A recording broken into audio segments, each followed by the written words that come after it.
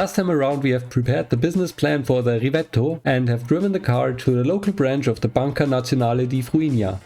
The Rivetto is a pretty basic shed-built car with a tuned 750cc family car engine, trying to take on the smaller classes in the sports car world with an affordable lightweight concept. Let's see if the bank managers approve, if we get funding for the project, and where this leads Lorenzo Antonelli and the company Cisalpina in the future.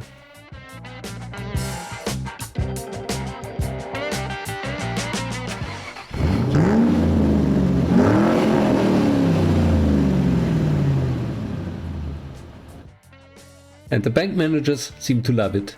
They want to fund the project and give us money on top of that to start the marketing campaign racing. So let's accept the money, let's do it, and let's take everything they can give us. So we have agreed on 200% loan coverage. That's a total of 510k, including a very low interest rate and a monthly payment of 10k over 51 months. I think that's doable for us, and if it's not, we'll go bankrupt. The main goal is to get the car on the street, to get the word on the street, and see where we can take this. So let's sign it off. Back in the office, we can finally tick off a few things on our to-do list. We have designed the car, we have prepared it for engineering, we got the loan from the bank, so now it's about planning the marketing campaign and the big event for the year, the Mille Monti 1946 with our prototype car. The first time Fruinia will see what we are doing. Very important for us, so let's take a closer look at what this event is and prepare our registration. Here we have a brief look at the route. The race is starting in Meranio, where the cars are released in 1-minute intervals, smaller cars first, larger cars later, depending on their engine capacity. And then they work their way over the first smaller pass towards Bongato, where they enter the tunnel through the Covarolo Mountains towards Marina. There they go around the lake and meet up with the coast for a high-speed run towards Porto Castelfranco. There they turn left and go into the countryside again towards Fanella, Biancosato, and then through our hometown of Nanilla. Back to the coast through Terzo and then leave the coast again for the final and treacherous run Aicanta, Doriana, and then up into the mountains to Montevias, and 2 major mountain passes are then still waiting before the cars enter Meranio again, where their overall time will be taken and compared against the others. So it's quite a journey one wants to be prepared for, and therefore we'll test our cars on a representative stage. And of course we start off with the car from last episode, the 750 Competizione. And here we are behind the wheel, and with an aggressive start we head on into the mountains. First gear, second gear, and you have to wait for quite a bit to engage the third gear. So the lack of power is somewhat visible, even though the car is struggling for grip. We definitely don't have a lot of weight on those rear tires, so even 38 horsepower are a challenge already for them.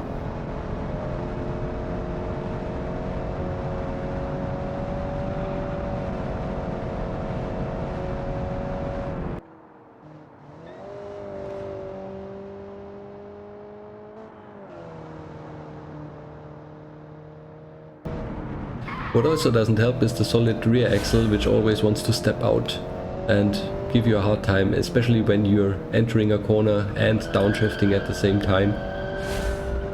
And then you step on the gas again and you get a lot of one tire fire because of the open differential.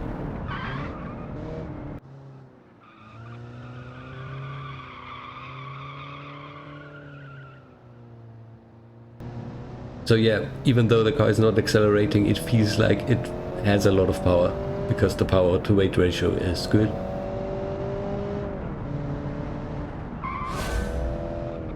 So while we are exiting the city and entering the really mountainous part of the stage, let's imagine how this must have been back in the day. Tiny car, tiny engine, just a bit of aluminium to protect you, and then you do this race. Hundreds of kilometers non-stop through beautiful landscapes, beautiful roads.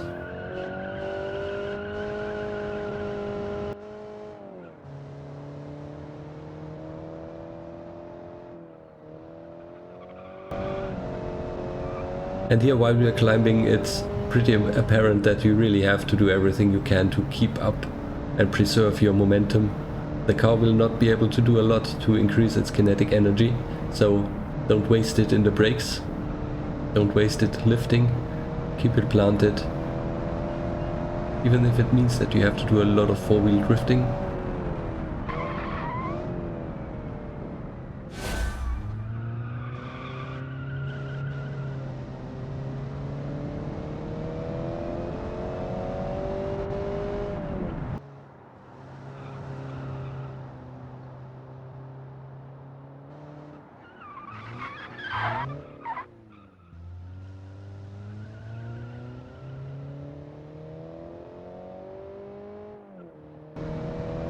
I wonder how future generations of this car will do.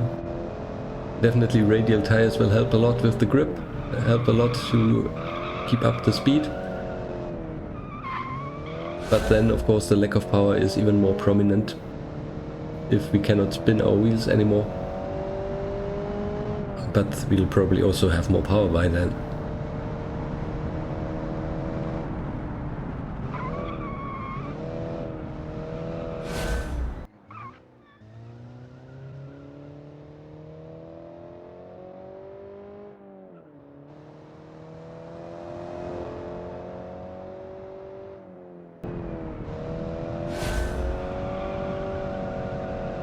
And now the dash to the finish. We can already see the line on the horizon.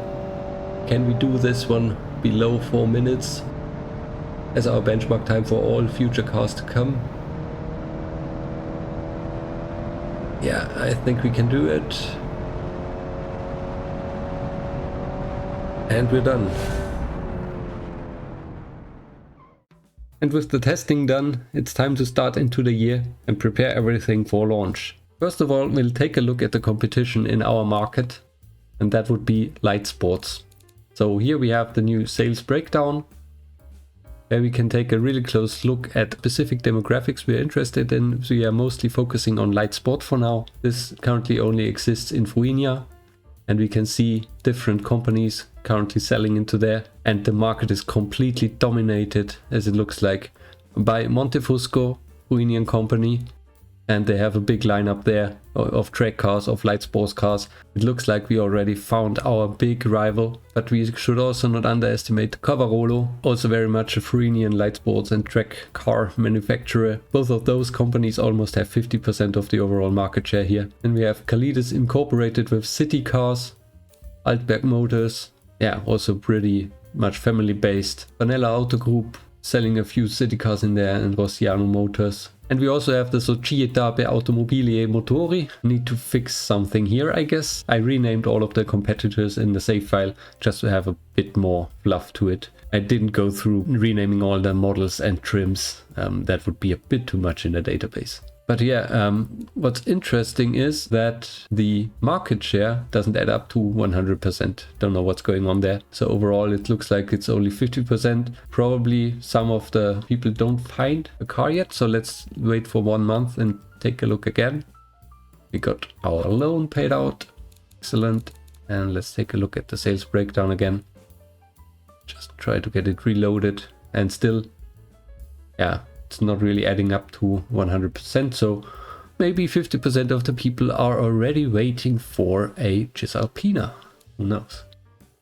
So let's do some marketing. Let's spend the money. Marketing means we go to races and people will see how lightweight our cars are, how agile our cars are, and how well they are cornering. Because those secondary stats are pretty good for marketing because they're cheap and mostly in the light sports area. So here you can see which kind of stats are important. And on the bottom 2 rows, you see the turning car, which is agility. You see the weight. Lightweight is 7.5% of the score and cornering is 12% of the score. Drivability and sportiness count for a lot more demographics, so they are more expensive. So I start off pretty cheap here with these secondary stats. Especially agility is so cheap and only counts basically for light sports. Cornering already goes into many demographics, basically everything with sport, so it's more expensive. So we spent now 13.8k, we got 13.3, that means we should make deficit of $500. And there we have our deficit, pretty much spot on. And we can let this run now for quite some time. The economy looks like we are coming out of a boom phase and heading into a recession. Not the best preconditions. And we got our first pre-order. 25% of one car are paid because we have a deposit of 25%. And yeah, chassis number 1 is basically pre-ordered. Oh no, chassis number 1 will remain in our shed. So let's spend the additional money. I should already have done that in April and not only in May. But now I have 23k in the bank and I want to spend another 12k basically on sportiness now. That means we will make a deficit of 5k. But we will also sell a few more cars because we're already up to 2 cars per month. And pretty much balanced as of now. 6 pre-orders already. We have a pretty good desirability ratio of 81%, but the overall desirability currently suffers because of our huge delivery delay penalty, because we are not building the cars yet and because people have to wait. But we are also pretty cheap, so I try to sell at 15k and our dealerships only want $700 on top of that. I wonder why that is. Probably it's just they are buying directly at the factory and we just have to ship it. And we're back to another profit again, so I want to increase my marketing again before the tax man comes and takes all of our money.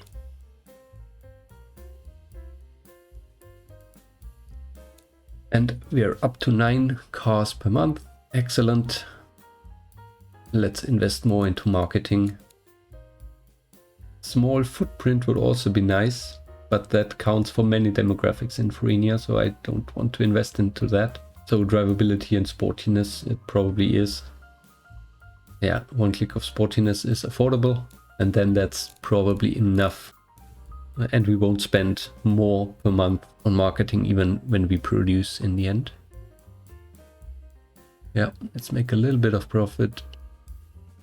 And we have white smoke, hopefully not from the engine. We have the car on the road. Still, factory is understaffed. We're currently sitting at basically 0.4 shifts and only at 0.5 shifts, which is our target shifts. They start producing, so let's hope it will start soon. But things are looking good. Maybe we can already see something in the sales breakdown. Yes, we see here we sold 3 cars into Light Sport Premium, so that makes us the 5th largest manufacturer already.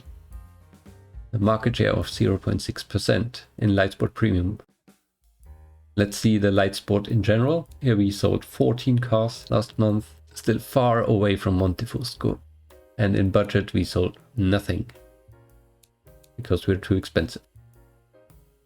Let's take a look at our competitors in general. So maybe at drivability and sportiness. So we have 55 and 15, and Montefusco only 52 and 12, but they are far more comfortable and prestigious and safe and everything else, basically larger as well. Yeah, this one, this track car here seems to have a good engine, very nice sportiness, and this is also very sporty. Yeah, they know what they are doing. And Corvarolo, yeah, also good drivability. We'll get them in the end, I hope. Alright, so first project is done. Lorenzo doesn't want to sit on his back. In the meantime, the first Mille Monti has passed. Yeah, the performance was not outstanding. What can you expect from 750cc?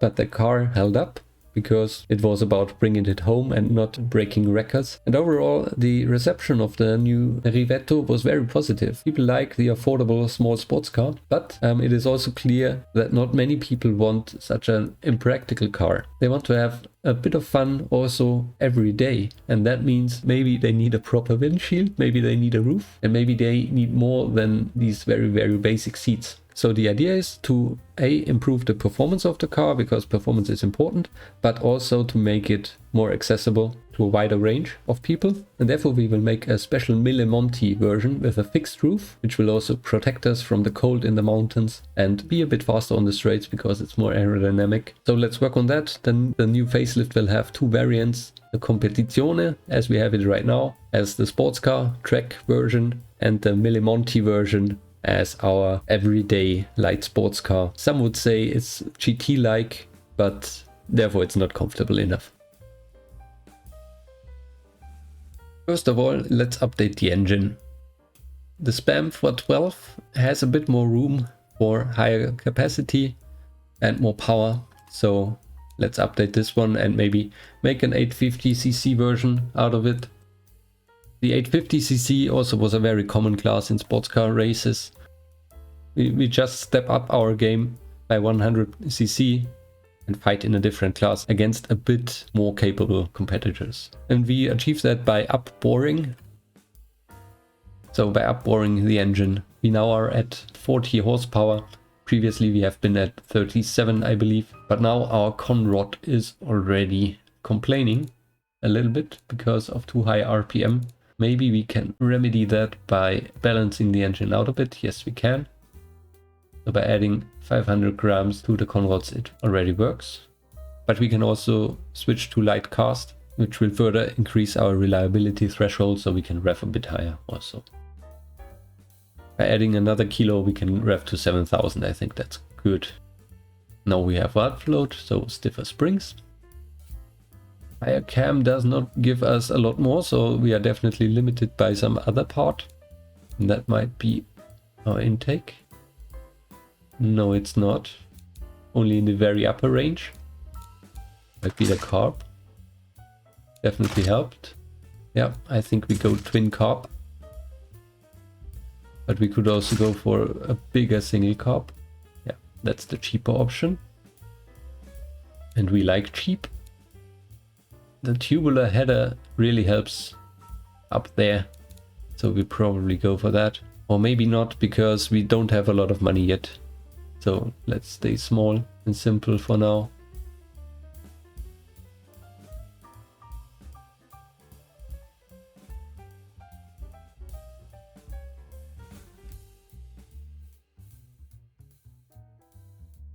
Alright, I think that's it. 42 horsepower. We'll do the emissions save for now. We need to go into a car. So the emissions can be found out under fuel economy, and currently we fail everything. But the next emission standard is only coming up in 1962, so I don't care. We'll take a look at emissions more in depth later when it really matters. I don't think this car will last until 1962 anyway. But yeah, let's get to the car itself. So this will be definitely a different name, the 850 Competizione. And now people have requested several things. And one of those things are indicators. For the competition version, I don't know if we need indicators, because the driver can easily signal where he wants to go with his hands, right? And they are not yet mandatory. Oh, we also have to reload the rear wheel, I see. So one thing I missed, what I wanted to do was also to give it a radiator, and there are some intercooler fixtures for that. So I'll just choose one of those. Forgot to do that. You might see it on the older screenshots because I built the car before I did the campaign already. I think this adds a little bit of detail. And then we want to give it also proper door handles. How about that? Bye bye to the old ones. Are these the ones? This one also seems to have a lock. Maybe this is good. Yeah, but I would like the shape of this one more. Let's keep this one. So I think for this competition version we are fine. What's important is, of course, to change our badge here. 850cc version. Have built, basically we haven't built anything, so this is actually chassis number 2. This is our prototype, and that's it for the exterior. Let's see what we can improve. We can go a little bit faster by making the gears longer. Wheels are already maxed out, brakes are still fine. Aerodynamics are still fine. Interior is still fine. We get a little bit of comfort boost because we are 1 year further down the road. We are still above 8 safety, which is important. We also still need the quality here. And we are bottoming out a little bit. Car is also above 550 kilos now. Bottoming out is solved. Harder dampers. Yeah, they are complaining a bit about low comfort, but it's still fine. And with that, I think we're done. It's not a big improvement. It will also be very cheap to engineer. We see, yeah, it's basically no cost for this update, 76k. We need to keep the cost down. I'd rather work on the tooling to improve our margin there. But we also have to add a new trim, which is the 850 Mille Monti. And the body will be a coupe version, not the hatchback, not the shooting brake, because the light sports need the coupe version. We might go into the fun category at some point, then we need the shooting brake. Here we have two options. We don't see them because the roof is transparent. Just have to change that.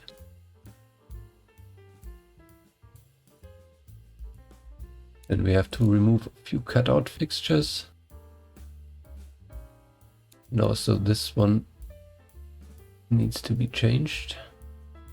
We need to hide a bit of this part. Let's do it like this. We have to hide and delete all of these things. So what I like about this one is that it looks like it's just tacked on and not really a proper roof. And it's also a very basic shape here in the rear. The other one has a very complex shape of the rear window. So I guess for us it's more achievable to go with the simple one. But I still think it's time also to add a little bit of chrome.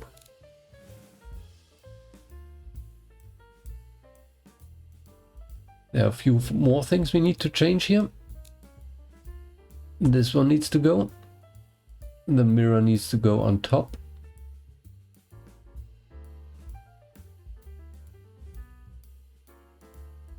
Looking good there.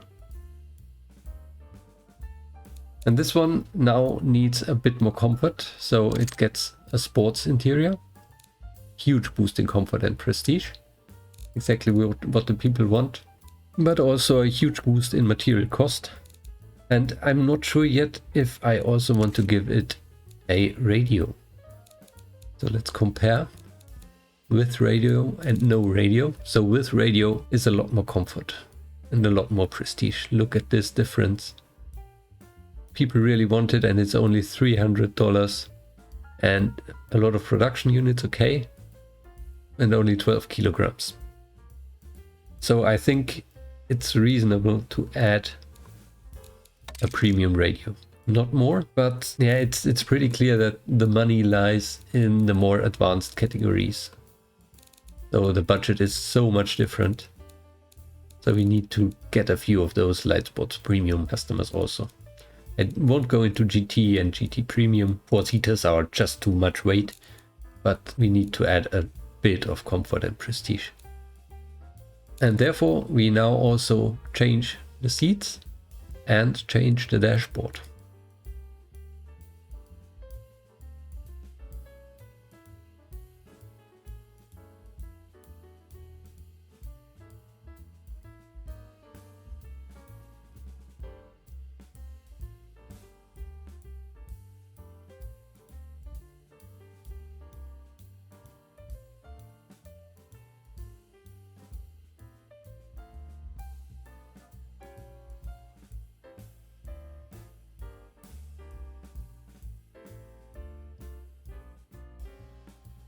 So the problem now here is that these things are English and also mirrored.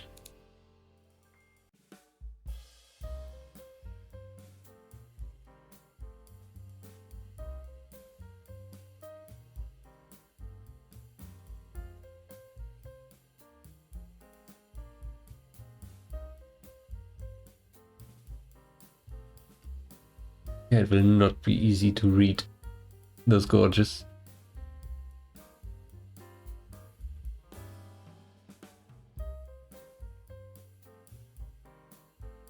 We need to adjust our badge here.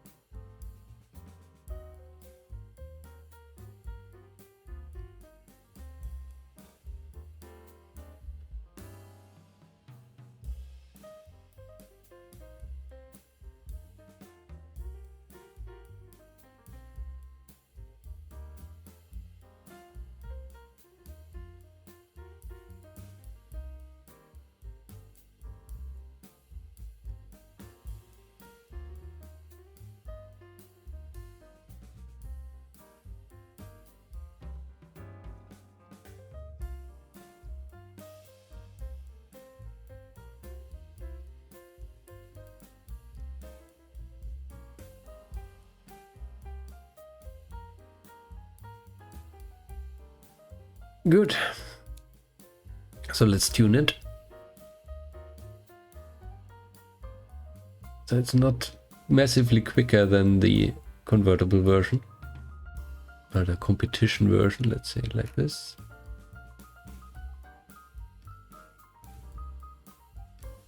We'll have a little bit of brake fade here.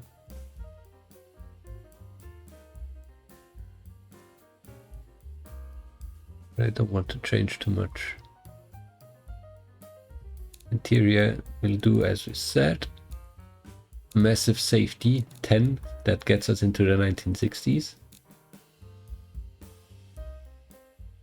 Excellent tune.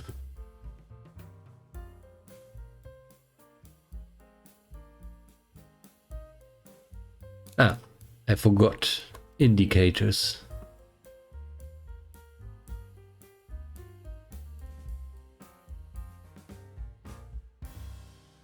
The problem is now our number plate, but we should probably have worked on that anyways. Look how awkward this is. So let's mount it properly.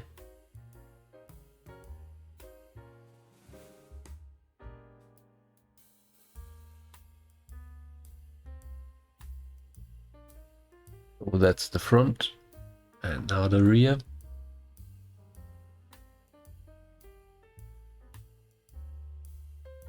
Yeah, really creative there with two of the same.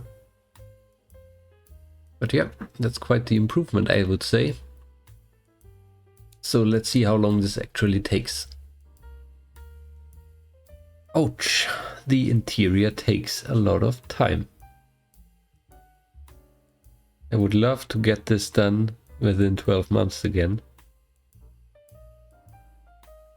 Lorenzo forcing himself to work and not to spend too much time on Dolce Vita will not cut it. And funding is very expensive. So the question is basically, do we want to reduce this and remove the radio? It definitely hurts, but it helps.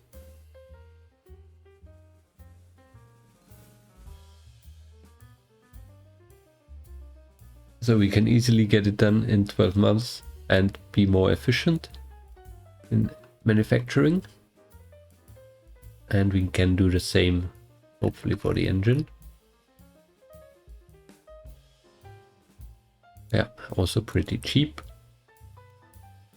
I think this will be a nice upgrade. Società will give us the engine 3.18k. I think it was 3.2 before, so definitely it's not more expensive. And we also need to name our shed. We leave everything as it was, but maybe we say max shifts 1. As a target shifts 1, I think we're ready to go into full car production now that we have learned how to do it, and we'll also learn a bit more how to properly manufacture those cars. and we'll find a few more mistakes. Again, the forecast is looking excellent. And yeah, with this pricing, also the shifts look very nice.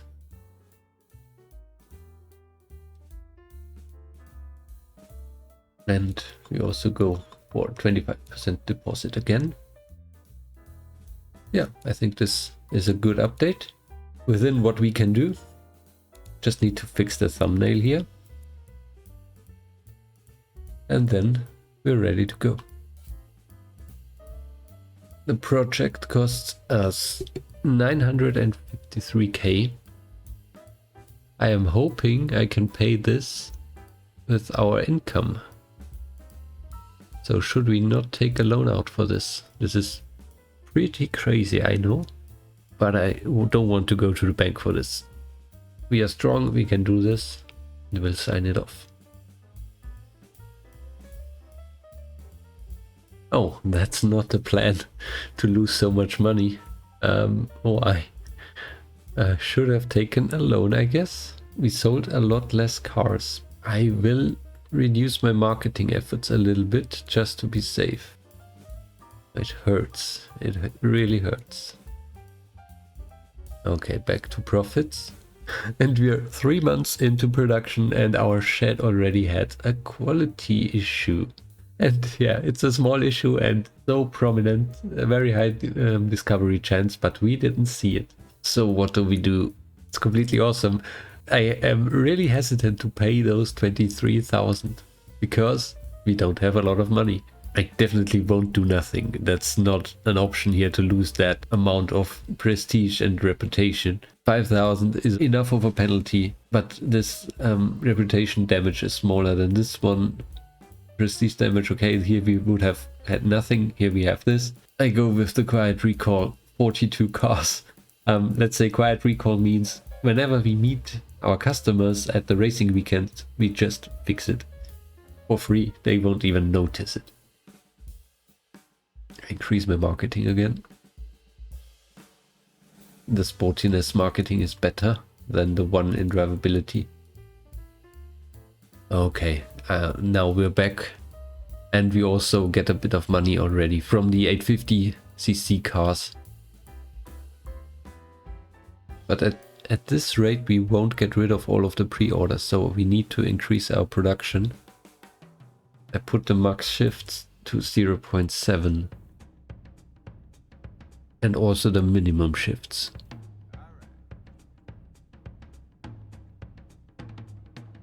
Yeah, we're getting rid of our pre-orders, and we also can sell a few more cars because our delivery penalty is reduced. Yeah, it definitely makes a huge difference. I will further increase my shifts here. 0.8. And we need to get rid of the money. We have too much money. So the question is, do we already want to do some R&D? So what is actually interesting to us? Wheels would definitely be a game changer. When radial tires are released, we want to have them. Before that, we also would get the sports compound. Very nice. What's also very good is the standard AM radio. I would love to have that one earlier, because we saw how much time it took to engineer it. But we won't get it 2 years earlier because the next update is 1948. It's also very expensive. Wheels are quite cheap. So if you spend 50k on wheels, I think that's a good investment. Oh, fiberglass might also be something for us in the future. So yeah, I would say 50k on research is a good amount. We can also increase a bit our marketing. How much does prestige cost? Not too much, but it also doesn't help a lot. So I spend it on drivability. And we have 50k here as well. And we can save a little bit of money and give also the taxman a bit of money. And we got rid of all of our pre-orders. We have already sold almost 200 cars. And with these deliveries of around 36 cars per month, I just want to say this is around the level of production Ferrari had in the 1960s. So even though we are producing in a tiny shed at 0.8 shifts per day, we are already producing more cars than Ferrari. Of course, their cars were more labor intensive with the V12s, with probably more luxurious interior, with high quality bodies. But from the pure output, we are already bigger than Ferrari, and it's really hard to play something different in automation as of now, because the tiny shed just is that large. It's not a tiny shed, it's a tiny factory. There is no shed in the game. I'm just trying to roleplay that as good as possible. But we are already on the way out of the shed to be a proper car manufacturer. Which car manufacturer has 200 cars in the first year in this period of time? And we're doing really good. But now we are losing a bit of money because we are building a bit of stock. But that's alright. The 750cc class will still exist. Definitely fine. We still have 2 months and 1 month to go here with our production, so we almost timed it exactly right. And the new cars are already being pre-ordered. And there we have the release. The car is ready. And we are basically done with this episode. All we have to do now is we need to test the car and compare the performance against the old version. Yeah, let's see you on track.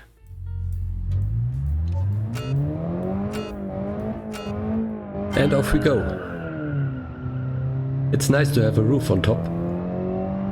It definitely makes you feel more safe immediately. So this must be where these 2 extra points of safety are coming from. It's just a feeling that you get from having something above your head.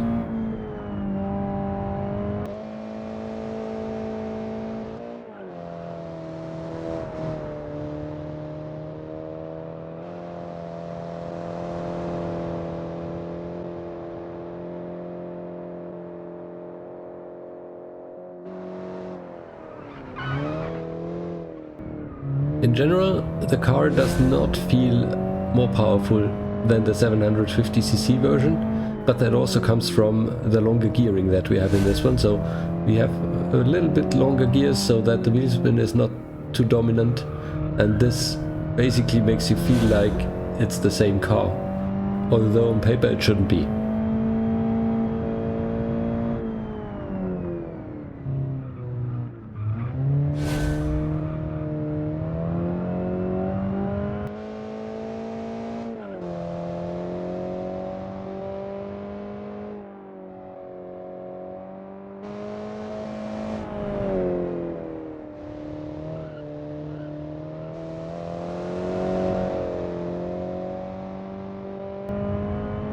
I have the feeling on the outside view it looks a bit faster than the other car, but maybe that's because it looks bigger with the roof on top, and if you see something bigger move, then you immediately think it's a bit faster than something very small. You're more afraid of getting hit by it. But yeah, in general it has the same flaws while driving, and it's also the same fun while driving.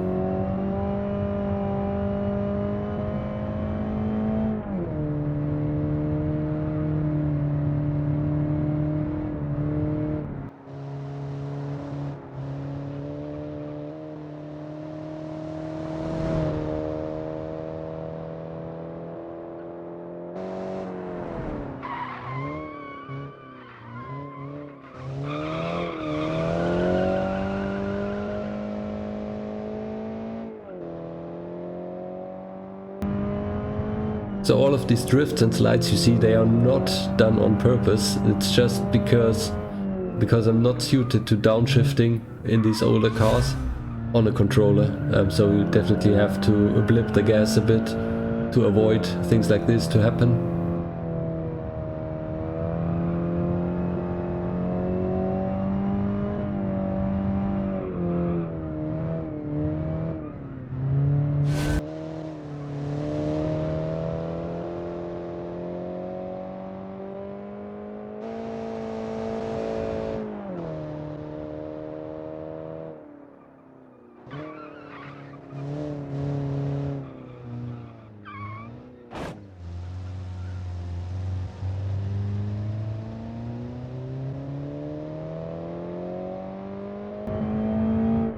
and the unavoidable happens. We hit a rock.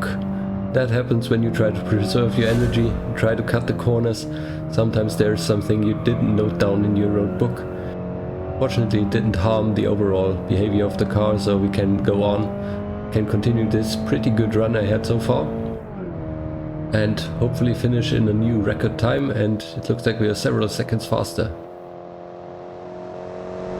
For now, that's it. Thank you all for watching, and see you all again next time. Bye bye.